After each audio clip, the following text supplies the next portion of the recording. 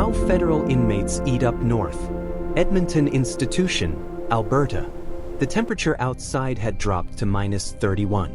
Inside Edmonton Institution, the heating system was functioning. The lights were on. The facility was operational by every metric the morning shift supervisor had checked before signing his log. What nobody had checked was what was happening in the kitchen. Stay with this story, because what the food service records revealed next had been building through an entire Alberta winter without a single formal flag. Edmonton Institution sits on the northeastern edge of the city, a maximum security federal penitentiary operated by Correctional Service Canada, holding approximately 350 inmates classified at the highest security level in the federal system. It is one of the oldest continuously operating federal penitentiaries in Western Canada, and it sits in a climate that makes institutional food service a logistical challenge that southern facilities simply do not face. Supply chains in northern Alberta operate differently in winter. Delivery windows narrow. Road conditions affect timing. Produce quality deteriorates faster in extreme cold during transit. The institutional kitchen at Edmonton operates under the same national food service standards as every other federal penitentiary in Canada. The Correctional Service Canada Nutrition Policy, which specifies daily caloric and nutritional minimums for the incarcerated population. What the policy does not account for in specific terms is the additional caloric demand placed on the human body by sustained exposure to extreme cold, even within a heated institution, where temperature fluctuations in older facilities are a documented operational reality. The person who first noticed the pattern was not an administrator or a health inspector. She was a registered dietitian named Claire Fontaine, contracted by Correctional Service Canada to conduct a periodic nutritional adequacy review at Edmonton Institution in the winter of 2021. Fontaine had conducted similar reviews at 4 other federal facilities over the previous 7 years. She knew what compliant looked like. She knew what borderline looked like. She knew the difference between a food service program that was meeting its obligations on paper and one that was meeting them in practice. What she found at Edmonton in January 2021 did not fit either category cleanly. The facility's food service records showed full compliance with the CSC Nutrition Policy across every documented metric. Daily caloric provision was within the required range. Protein and carbohydrate ratios met the specified minimums. Meal frequency and timing records were complete and signed off correctly. But Fontaine had brought something with her that the facility's own review process did not use. A seasonal adjustment framework, a nutritional assessment tool developed by researchers at the University of Alberta that applied northern climate variables to standard institutional dietary adequacy calculations. The framework had been published in a 2019 peer-reviewed nutrition journal. It had not been adopted by Correctional Service Canada as part of its standard review methodology. When Fontaine applied the framework to Edmonton Institution's documented food service data, the picture changed. The caloric provision that met the national standards minimum threshold fell below the framework's adjusted minimum for a northern Alberta winter facility by a margin that was not marginal. It was consistent. It was sustained. And it had been occurring based on the historical food service records she requested for the previous 24 months, through 2 consecutive winter periods. She cross-referenced her findings with the facility's healthcare utilization records. The medical unit at Edmonton Institution had logged a 38% increase in fatigue-related complaints and cold sensitivity presentations during the November to February periods of both years. The pattern was consistent across both winters and absent in the spring and summer months. The healthcare records and the food service records had never been reviewed together. They were maintained by different departments, accessed by different staff, evaluated against different compliance metrics. No one had been required to read them in the same room. Fontaine filed a preliminary observation report with the facility's deputy warden on January 19, 2021. She flagged the seasonal adjustment gap. She flagged the healthcare utilization pattern.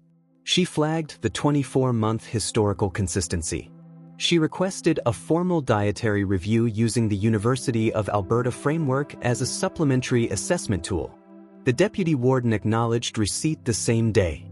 What happened to the report over the following 11 days revealed something about the facility's administrative structure that Fontaine had not anticipated. But when she requested a status update on January 30th and pulled the facility's internal routing log to confirm her report had reached the correct review office, everything changed. The routing log showed 3 entries. The first was Fontaine's submission on January 19th. The second was the Deputy Warden's acknowledgement, time-stamped 4 hours later the same day. The third entry was a forwarding notation dated January 21st, 2 days after acknowledgement, routing the report to the facility's food service compliance officer for review and response. There was no fourth entry. The report had been forwarded. It had not been received, reviewed, or responded to in the 9 days between the forwarding notation and Fontaine's status request. She requested the food service compliance officer's name and direct contact. The administrative assistant who handled the request paused before responding. The compliance officer position at Edmonton Institution had been held by a single individual for 6 years. That individual had accepted a transfer to a lower security facility in British Columbia in early December 2020, 7 weeks before Fontaine's arrival. The position had not been filled. The forwarding notation in the routing log had sent Fontaine's report to a role that no one currently occupied. It had traveled, correctly routed by institutional procedure, into an administrative vacancy. Fontaine documented the vacancy and resubmitted her report directly to the warden's office, bypassing the compliance officer routing entirely. The warden's office acknowledged receipt within 24 hours. The formal response arrived 6 days later. It was 4 paragraphs. The first confirmed that Edmonton Institution's food service program met all requirements under the CSC Nutrition Policy. The second noted that the University of Alberta Seasonal Adjustment Framework, while acknowledged as a legitimate research tool, had not been adopted as part of CSC's standard review methodology and therefore could not be used as the basis for a compliance finding. The third paragraph noted that the healthcare utilization patterns Fontaine had identified were within the range of expected seasonal variation for a northern facility. The fourth thanked her for her diligence and indicated the matter had been reviewed and addressed at the facility level. It did not address the compliance officer vacancy. It did not address the 11-day routing gap. It did not address what had happened to the 2 previous winters. Fontaine had been doing this work long enough to recognize the shape of an institutional response designed to close a file rather than answer a question. She had also been doing it long enough to know her next move precisely. She contacted the University of Alberta researcher who had developed the Seasonal Adjustment Framework, a nutritional epidemiologist named Dr. James Okalik, whose 2019 paper had provided the methodological basis for her supplementary assessment. She asked him one question. Had the framework ever been applied to a Correctional Service Canada facility before her review at Edmonton? Okalik's answer took 3 days to arrive. When it did, it was not the answer she had expected. The framework had been submitted to Correctional Service Canada's National Nutrition Policy Review Committee in 2020, 1 year before Fontaine's review, as part of a formal proposal to incorporate seasonal adjustment variables into the standard institutional dietary adequacy assessment methodology. The proposal had been reviewed by the committee. It had been discussed at 2 sessions. It had ultimately been declined on the basis that incorporating facility-specific climate variables into a national standard would create administrative complexity that the existing compliance infrastructure was not designed to manage. The committee's decision had been documented in meeting minutes that were accessible through CSC's public disclosure framework. The minutes had been filed. They had not been publicized. Fontaine had not known about the proposal when she arrived at Edmonton. She had brought the framework as a professional tool based on her own awareness of the research literature. She had independently identified, through a standard review, exactly the gap that a formal national policy proposal had already attempted to close and been declined. She expanded her inquiry. She contacted the CSC Nutrition Policy Review Committee directly and requested the full documentation of the 2020 seasonal adjustment proposal, the submission, the committee discussion records, and the formal declination rationale. The documentation arrived 2 weeks later. The declination rationale was 3 sentences. It cited administrative complexity.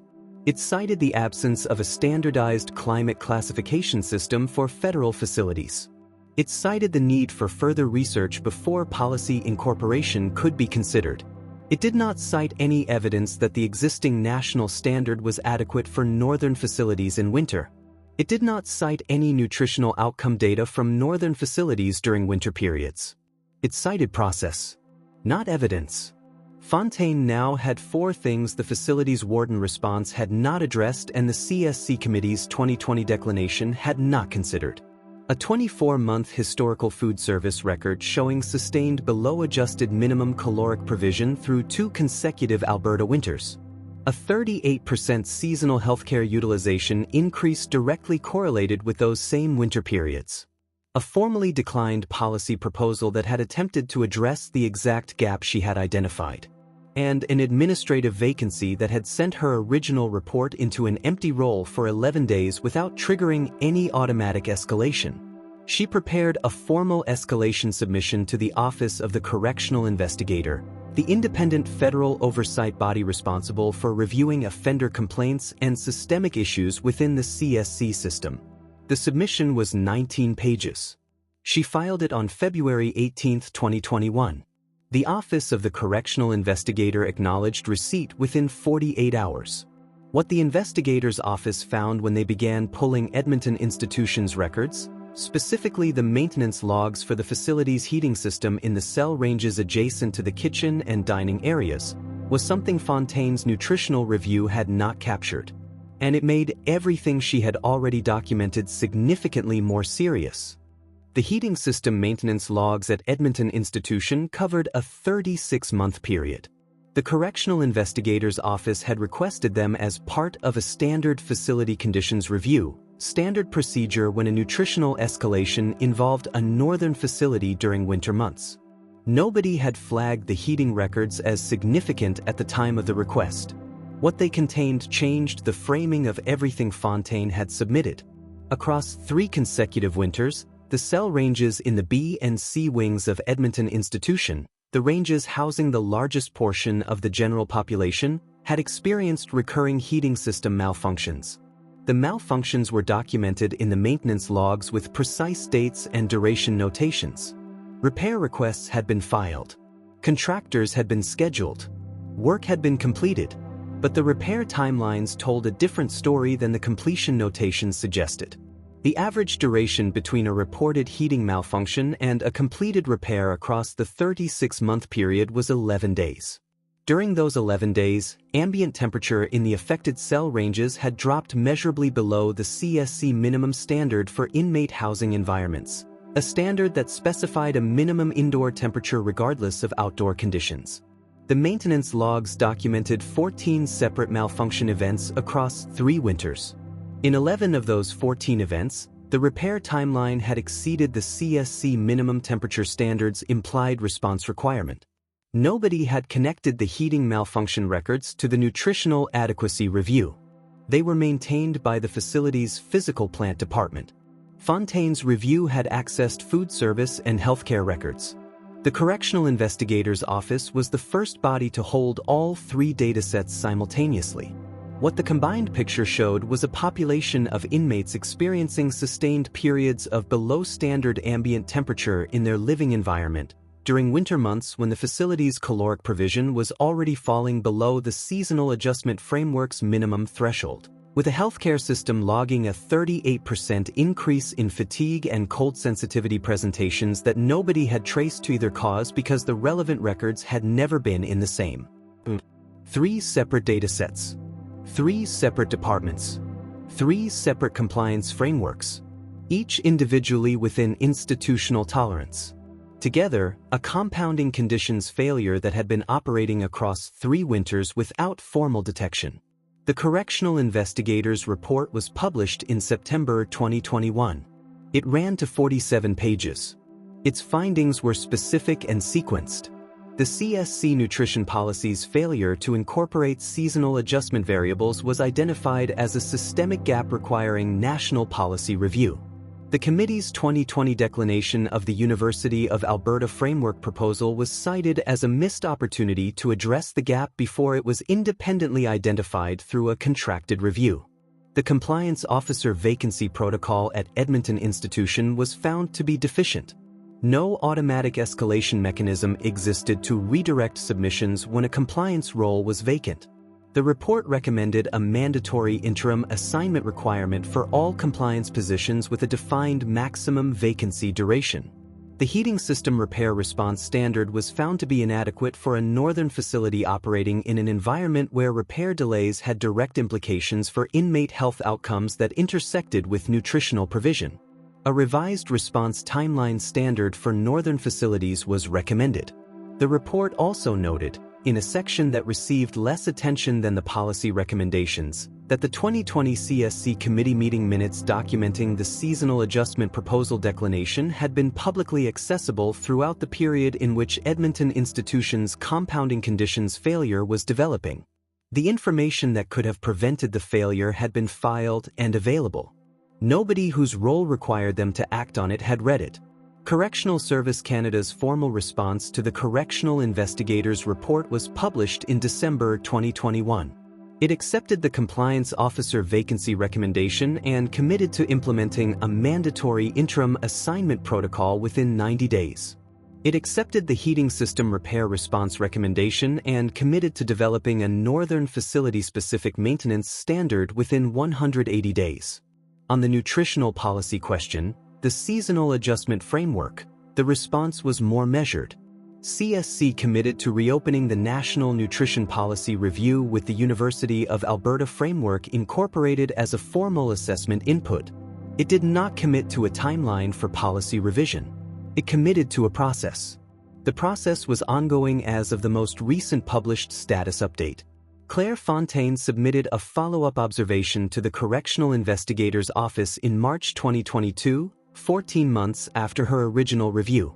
She noted that the winter of 2021 to 2022 had passed without a formal nutritional adequacy review at Edmonton Institution using the seasonal adjustment framework, because the framework had not yet been incorporated into CSC's standard methodology and therefore had not been applied. The gap she had identified in January 2021 had produced a formal investigation, 3 policy recommendations, and 2 institutional commitments. It had not yet produced a revised standard. The third consecutive winter had passed under the same nutritional policy that the previous 3 had. Dr. Okalik, whose 2019 research had provided the methodological foundation for everything that followed, published an updated version of the seasonal adjustment framework in 2022 incorporating data from Edmonton Institution's documented winter periods. The updated paper was submitted to the CSC Nutrition Policy Review Committee as a formal input document. It was acknowledged as received. Edmonton Institution continues to operate as a maximum security federal penitentiary. The compliance officer vacancy protocol has been revised. The heating system maintenance standard for northern facilities is under development. The nutrition policy review is ongoing. By every current metric, the institutional response to what Fontaine identified has been procedurally appropriate. What it has not been is fast enough to matter to the inmates who spent 3 winters inside a facility where 3 separate systems were each within individual tolerance while collectively producing conditions that no single compliance framework was designed to detect. The compounding failure is documented. It is acknowledged. It is being addressed. It was also entirely visible in records that existed, were accessible, and were maintained by departments operating within the same institution, departments that had no structural requirement to share their data with each other. That structural absence is not unique to Edmonton Institution. It is a design characteristic of institutional compliance frameworks that evaluate each system independently of the others it operates alongside. Until those frameworks are required to read their records together, the next northern facility where 3 datasets tell a story that none of them tells alone will not discover it the way Edmonton did. It will discover it the way Edmonton did before Fontaine arrived. It won't discover it at all. If this story stayed with you, the next one goes further, and the records are even harder to find.